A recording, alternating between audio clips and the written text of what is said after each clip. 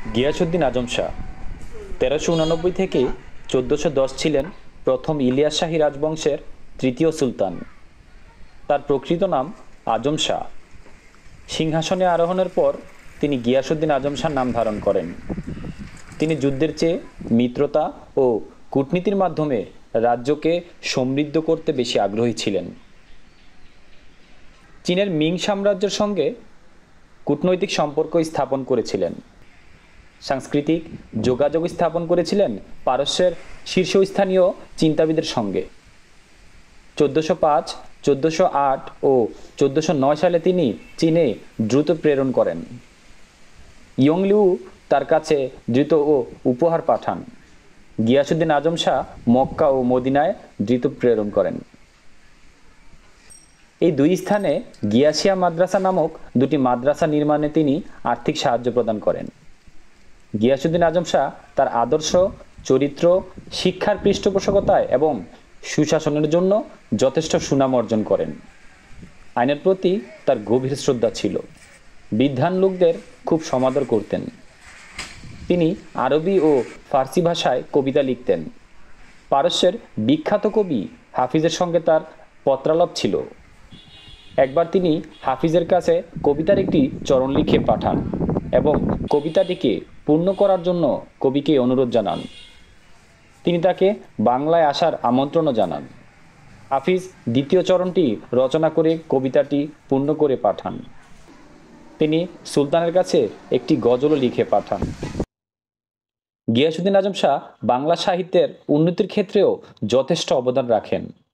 তার পৃষ্ঠপোষকতায় শাহ মোহাম্মদ সগির তার বিখ্যাত কাব্য ইউসুফ জুলেখা রচনা করেন।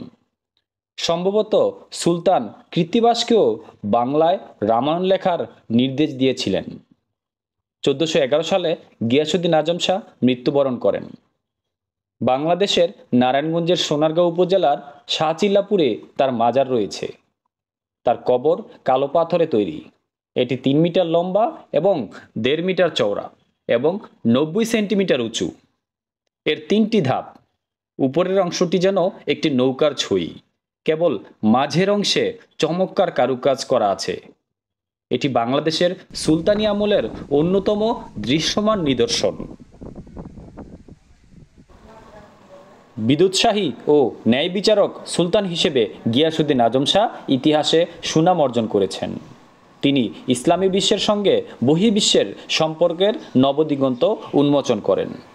অধ্যাপক সুখময় মুখোপাধ্যায় তার বাংলার ইতিহাসের ২০০ বছর স্বাধীন সুলতানদের আমলে গ্রন্থে বলেন, বাংলার স্বাধীন সুলতানদের মধ্যে তার মতো আকর্ষণীয় চরিত্র বোধ হয় আর কারো নেই।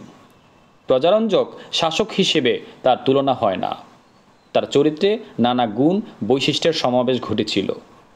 এই সুলতানের যে সমস্ত কার্যকলাপের বিবরণ পাওয়া যায় তার প্রায় প্রত্যেকটির মধ্যে একটি উন্নত বৈচিত্র্য ও বিদগ্ধ মনের পরিচয় পাওয়া যায়।